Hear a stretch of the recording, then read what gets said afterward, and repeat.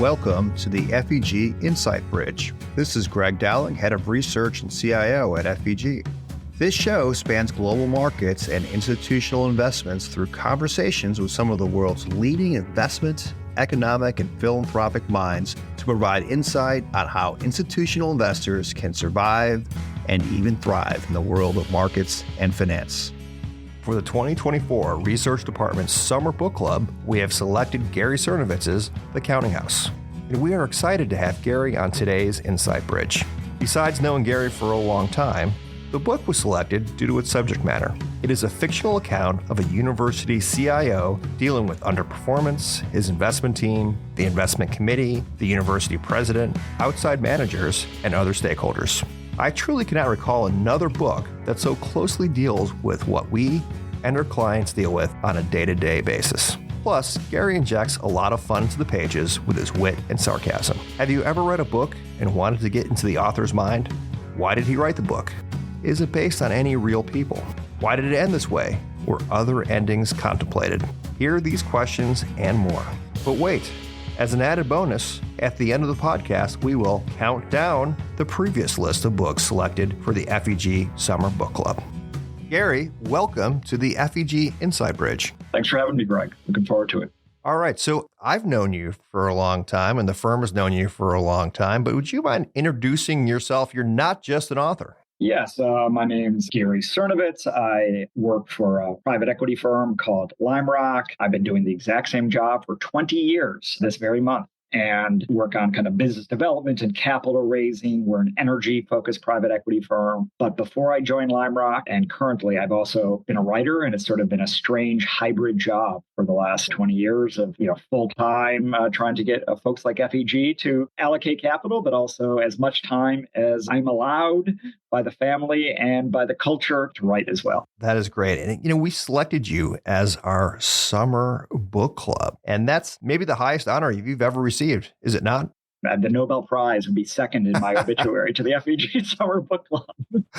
Well, it is quite an honor. So, please make sure your head doesn't swell too much. But, we chose it not just because we've known you for a long time, but because of the subject matter. There's just not many books that you see out there that really reflect what we do and our clients do on a day-to-day basis. It was a fun read. With that kind of introduction, would you mind providing a brief synopsis of the story? Yes. The book is about the life of the chief investment officer of a college endowment, about $6 billion endowment, an unnamed fictional college, despite a lot of speculation on who this is and what university it is. And it's really trying over 6 months of this chief investment officer's life as in any book, you want to create drama and suspense. So he's coming off a period where he was sort of well thought of, well celebrated. Everything was going right. This book tracks him in a 6-month period where everything is not going as well as he wanted it to. And it sort of culminates with this kind of looming presence over the whole book and a very long, almost a quarter of the book conversation with a hedge fund manager who is the university that he works for, most famous or richest alumni. And so it's sort of this tightening drama over the course of, relatively short book. And it's talking about the world we live in. I guess 2 questions for you. Why you wrote the book, and then also why a fiction book? That's a great question. About 7 or 8 years ago, I wrote a book about the shale revolution. And there was a nonfiction book, and so it was sort of a primer, a voice. It was fun to write. And in my back of my mind, I had always thought I would write a follow-up about the age of alternatives, which is so much part of modern investing of hedge funds and private equity funds and the like. But when you have a job that's, every day I have a list of people I'm supposed to call and harass, you really have to be compelled to write something. So this is something I'd always thought for years, I should probably do that this year. And never came around to doing it. And my wife actually is the one that, a little bit more biographical background. I worked for Goldman Sachs right out of college, quit Goldman Sachs after 3 years to write 2 novels that sold dozens of copies, dozens, almost as impressive as the FEG Summer Book, dozens of copies.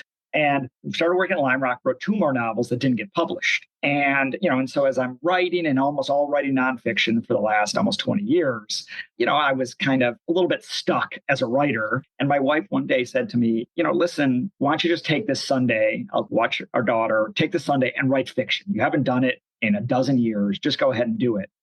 And I was like, well, I get to go in my office and, not have to report for family duty. Why not? So I did it. And effectively, I started with a scene, but the whole novel came to me, the shape, the ending, sort of the feel.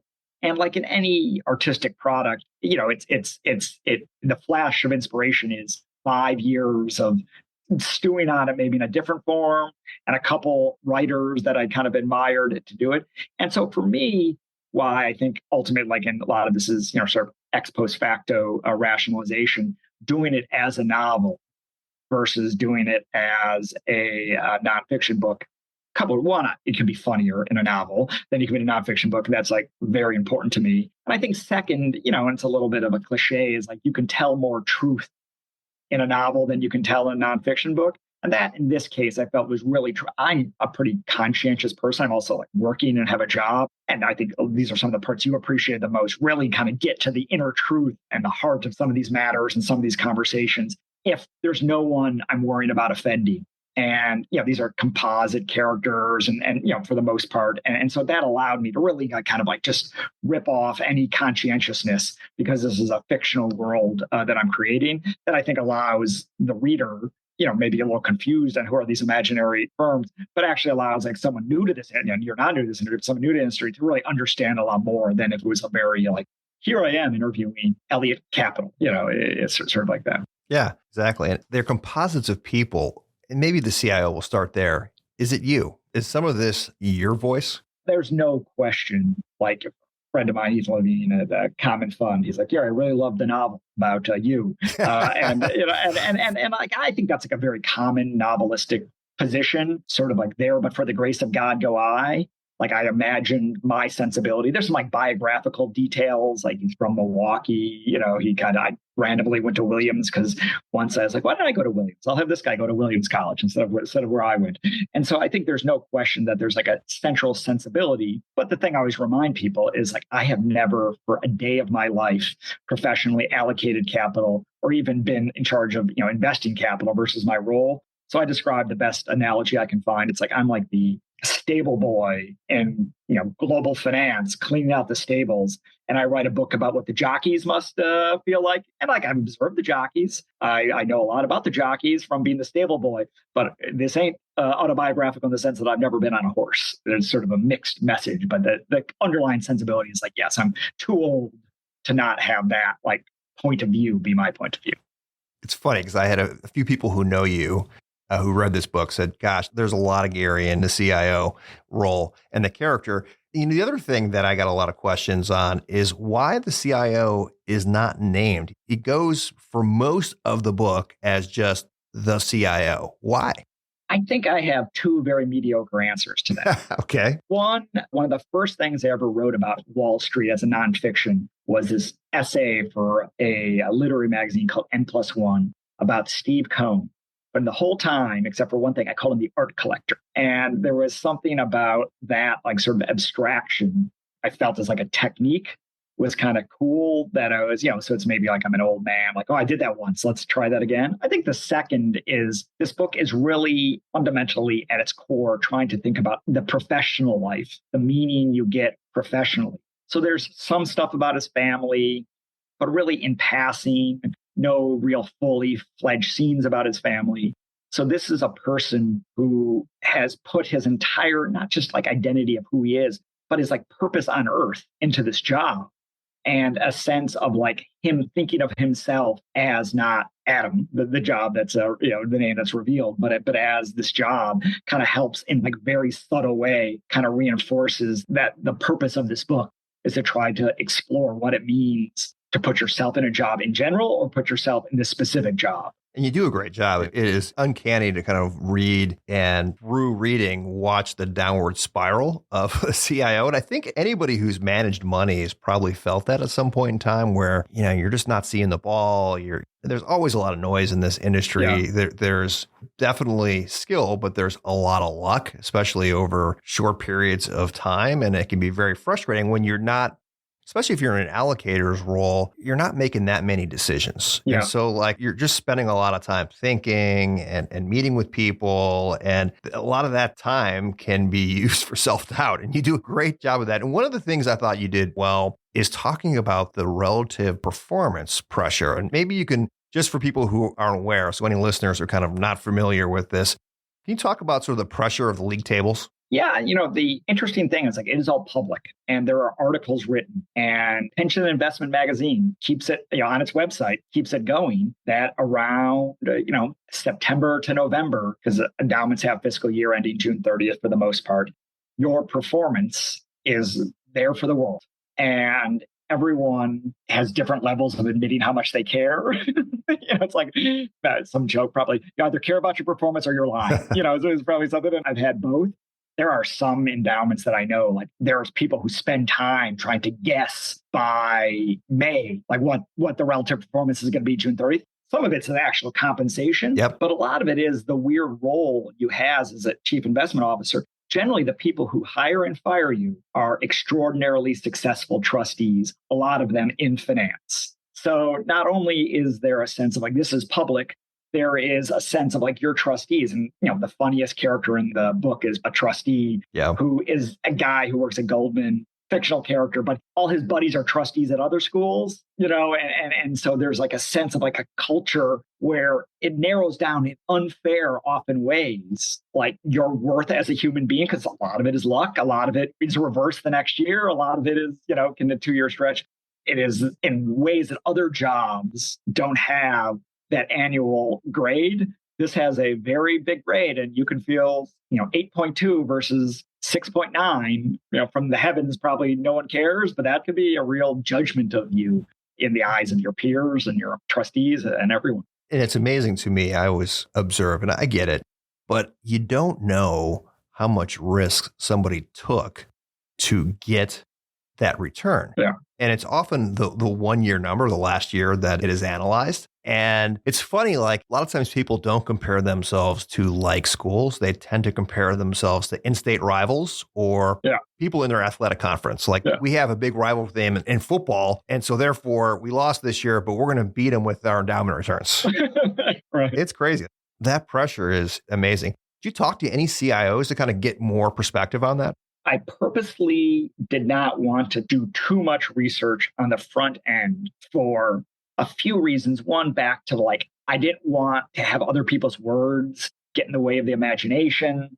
I didn't want to be too conscientious. So I had people read it after the fact, more of like, is this something that I've done crazy? Relatively to allow sort of some more imaginative freedom, and that worry that if this became too much like a nonfiction research project, it would sort of cripple the fun of the book. I think the other thing, or sort of in the history, is like my job, as you know from being in a lot of these meetings, is like I'm not usually the guy talking. And so I am usually the one who's like sitting there. And like a lot of times people are like, why is this guy staring at me? Because I was like, well, probably I'm bored. I'm just like sitting in the meeting, not talking. Partly I'm just sort of like as a novelist, reading their reaction, trying to guess their thoughts. And so part of it is like just I have a lot of time in meetings trying to presume.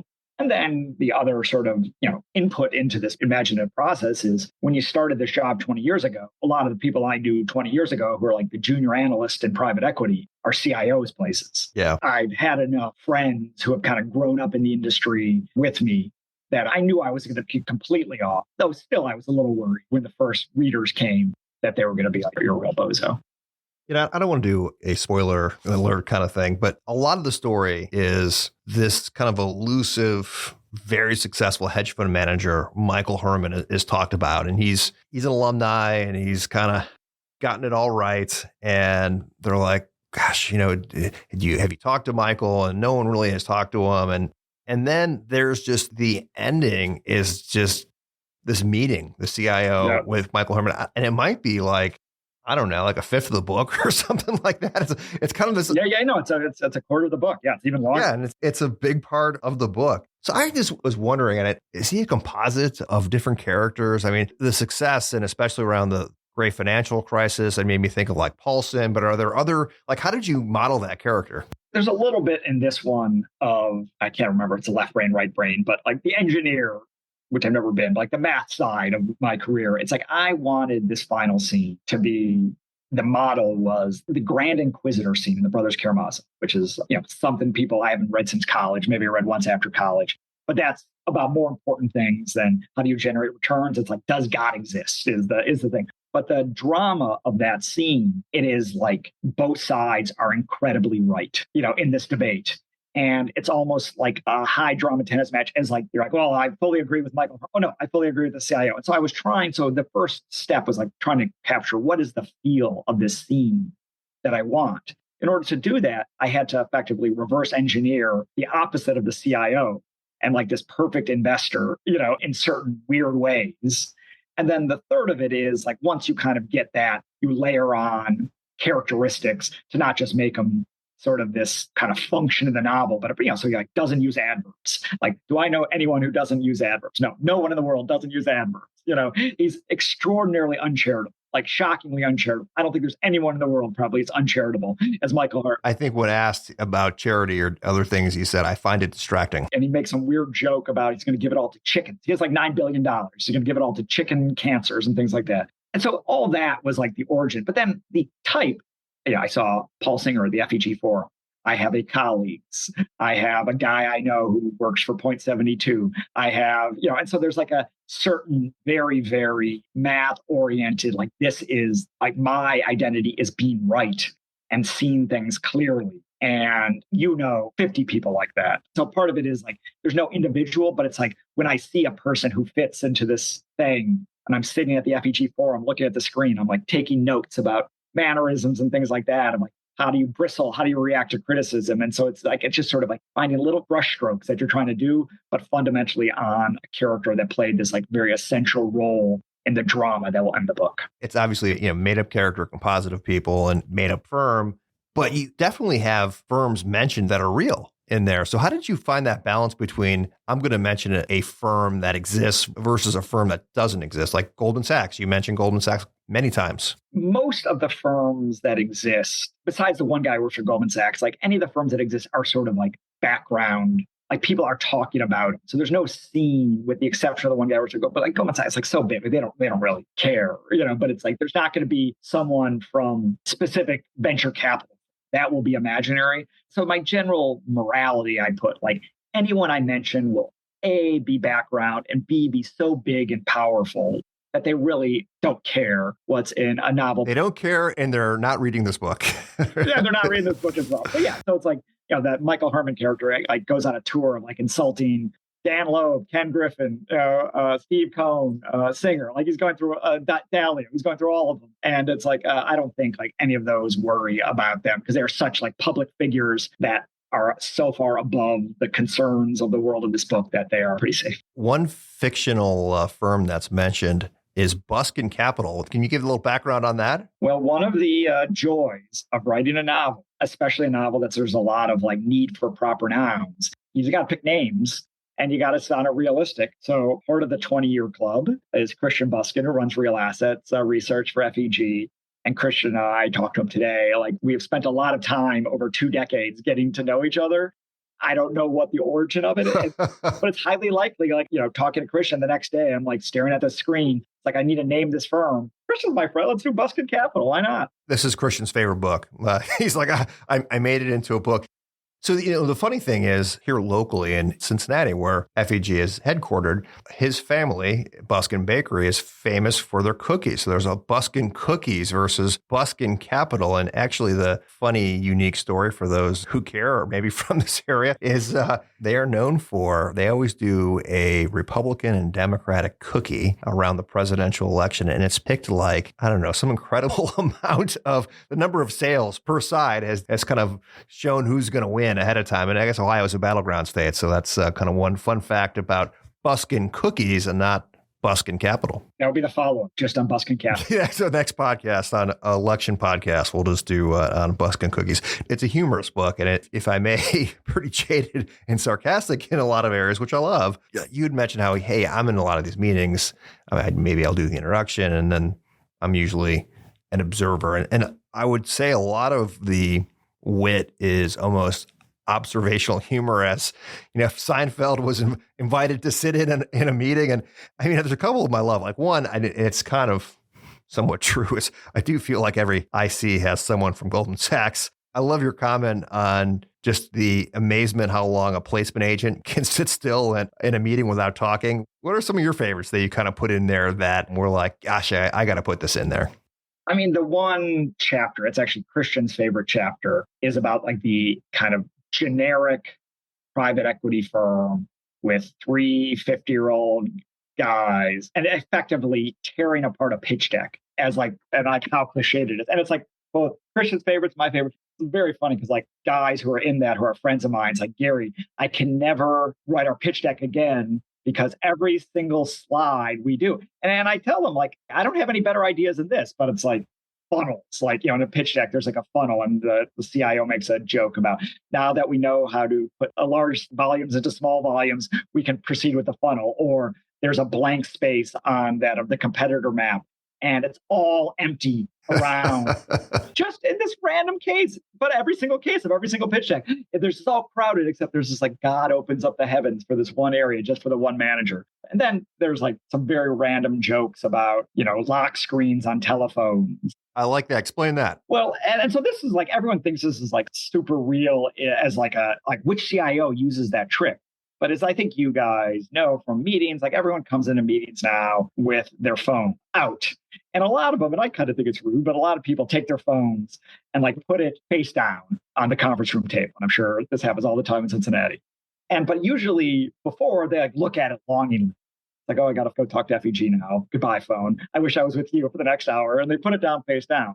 And a lot of times at all these meetings, you get to see what's on their lock screen. And so the joke of this is like the guy's like, because as you know, there's a lot of luck, there's a lot of heuristics, there's a lot of weird things. But like he looks at the lock screen and he's like, well, if it's him just as like 3 children, the hedge fund, 3-pack of children, that's fine.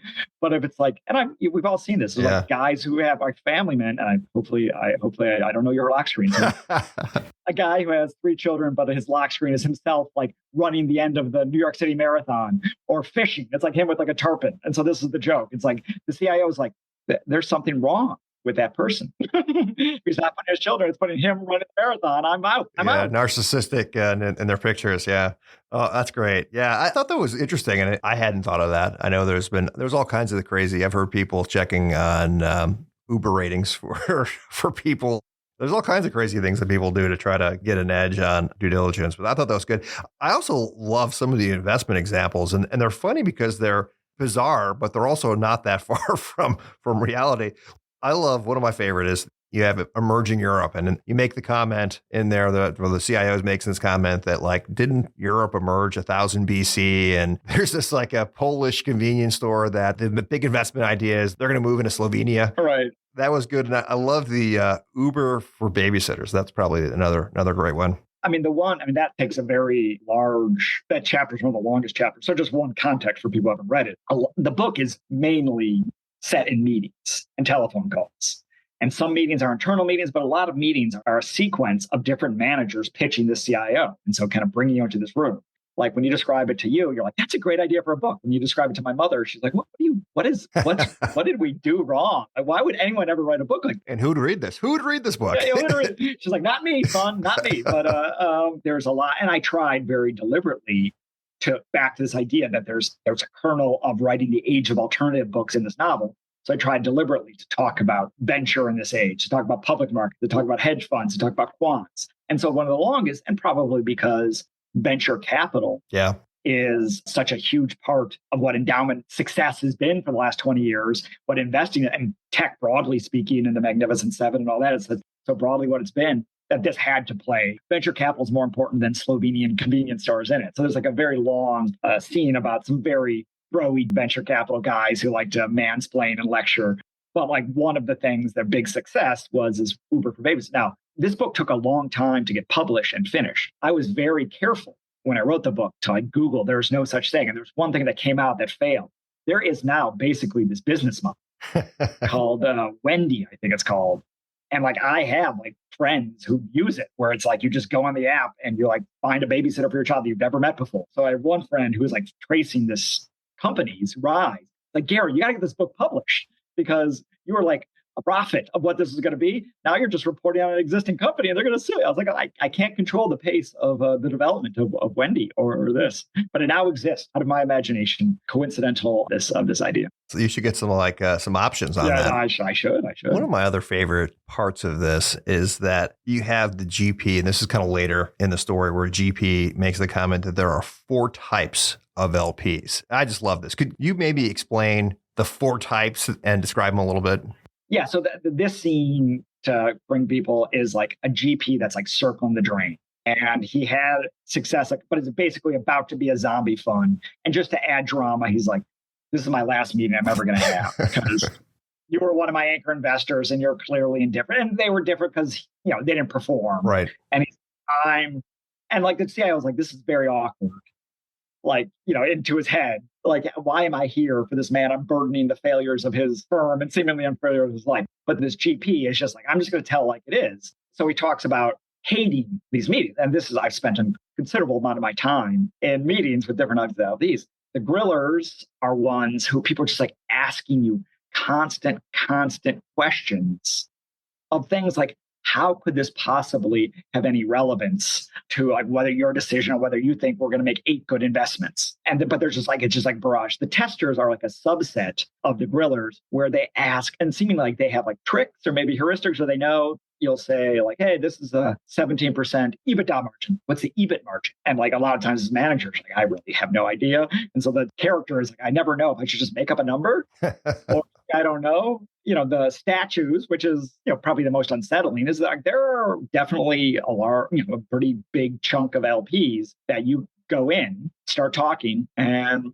maybe they ask a question, maybe 2, but at the end, they're like, thank you for coming in. And, and after the GP leaving the room, you're like, how do we do it? I have no idea.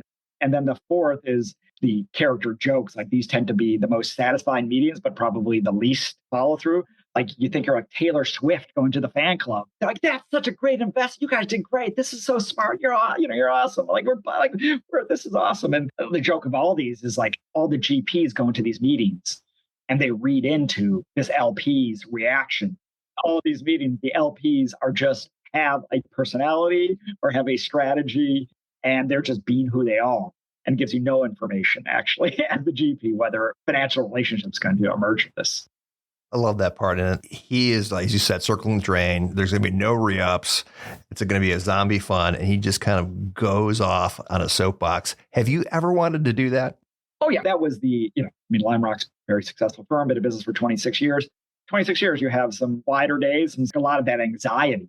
2008, oil part of our business in 2015, where it's just like this. And the one, there's like a very heartbreaking rant he has where he counts the decisions he's made in his career. We should have done these 8 deals we passed. We shouldn't have sold those 4. We shouldn't have done these. And he's like 15. And I've done that math a lot. And there's definitely, to the actual question, there's definitely a part where, in my job, someone comes and says like, Gary, Lime Rock New Energy 2 is great, but we're not going to do it because, you have too much hardware. I'm like, we don't have that much, so I will sit there, and my job is to say, oh, no, really get you the next time. Completely understand. No, intelligent decision. But when I hang up the phone, I first double check that the phone is hung up. And there are some rants delivered. In the privacy to triple check that the phone is already hung up. Confessions from a GP. Hey, without naming names or maybe changing names to protect the innocent, what are some of the weirder GP LP meetings that you've been in? There's a non-answer answer to this. I was doing something with Busken Capital, and this question came from the audience. And another GP asked me, and I was like, well, the obvious one is when the guy falls asleep. And I thought this was going to be like to have the audience crack up. And the GP, this other GP, is that doesn't count. That happens all the time. Once every 18 months, you are so boring or they're so underslept that they actually fall asleep in this.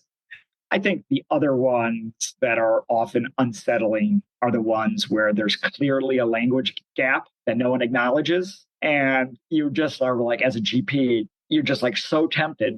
There's a performative aspect to pitching, and you're so tempted. Like, I am here with 3 people who clearly have no idea what I've just said the last 40 minutes. I'm going to start saying the Lime Rock strategy is only to invest in Apple stock or maybe apple orchards, and they're going to continue nodding their head, and no one's ever going to notice, and they're going to afterwards, give the business cards with two hands, and we're all going to remain friends. So I think the ones where there's just like a complete myth that everyone's like deeply engaged gets revealed by either clear, no one's understood, or falling asleep are the ones that are repeated based. And then, and I think you guys probably have more stories of so many examples of what someone, after I wrote the book, which I didn't get in the book, called the show up and throw up meeting, where like a GP just like walks in, you are not a human. They don't care anything about you. They're here because it's Wednesday night and there's another performance of this, and they're going to give their thing, and they will not, even if you ask a question, it's like someone's heckling them from the audience. They're going to continue on. I think those are the equivalent, kind of the worst meetings on the other side, the show up and throw up. I just recently used that example, the same phraseology with one of our guys after a meeting, the show up and throw up. It's a thing for sure. I can't tell you how many bizarre meetings I've been in. And, domestically, internationally, you name it. But this book, it's such a long gap in writing. Have you kind of got the creative juices flowing yet, or do you think you're going to write another book here shortly? I think maybe I don't have an idea. I've been writing magazine articles. I have another one that is taking my time now about sort of finance related. I wrote a big thing about JP Morgan Chase, and another one about whether or not people are moving to Florida. So I think like just given the job, I have one thing I can do at a time that's not working for Lime Rock and being a human being as a father and a husband and all that. So I think after this article is done, I will think about it. I've kind of have decided that like the best novels are the ones that don't come out that frequently, that have to be written. And there's a part of my life, just as like I could have been a CIO. I could have been a CIO had I left Goldman Sachs and took in a job as like a junior analyst at Cornell's endowment. I would hope by now it would be the CIO somewhere. I mean, maybe it happened, maybe it didn't, but it's not like impossible to think. There's a path that if my two novels had sold more than dozens of copies, I would have had a career as a writer. And so I spent a lot of time thinking about that. And there, the pressure to have to write to survive, to come up with book ideas. I have the luxury of not having to do that. So I'm taking that sort of luxury and calling it a virtue. But it's an interesting dynamic for me, at least, of like just the random serendipity that is life. Like I have declared it again, the virtue that I'm going to wait until a book grabs me. Like this book I had to write. Like after I came up with this idea, like I had to write it. I don't want to ever care that little about readers that I write a book because, well, I'm a writer and this is what I need to do. And it's not it's going to be half baked, but why not? It's interesting. I did have one last question on the story, this current story, The Counting House.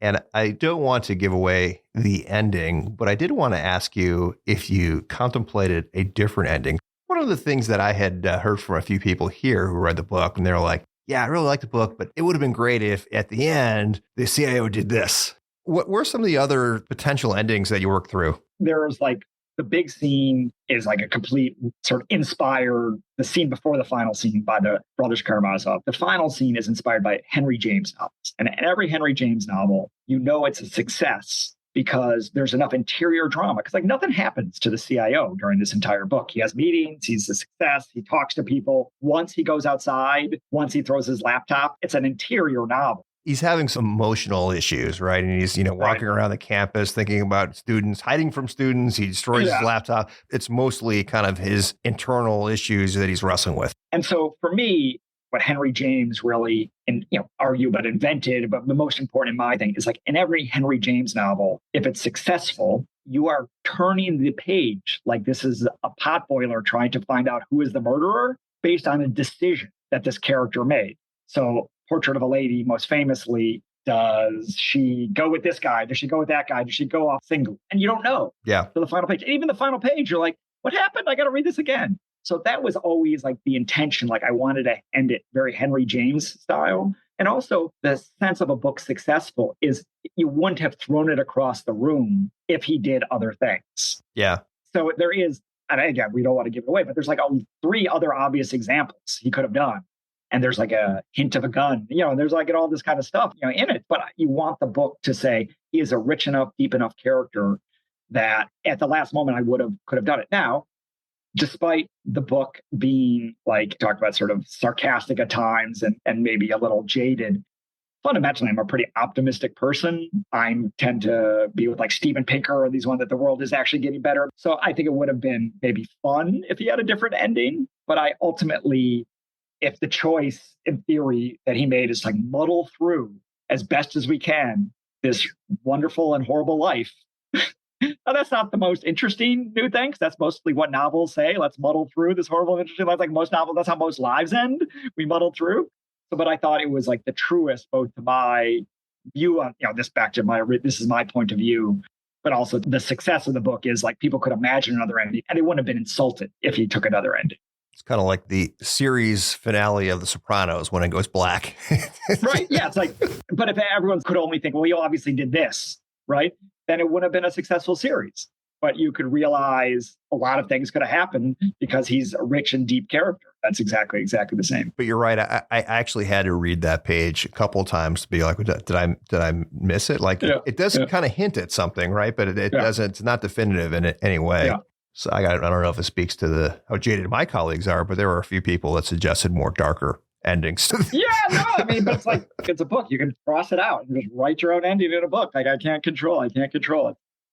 One of the more, it was like some very random persons. Like, yeah, my colleague and I discussed it. Like a person I never met, like LinkedIn. My colleague and I discussed it for like an hour over lunch the next day. And like, that's the reason you write a book. Yeah. It's not necessarily to endorse an ending, but to like have people talk about the ending. Yeah, no, that's right. You mentioned a lot of some literary figures. There's some hints to some different things in there.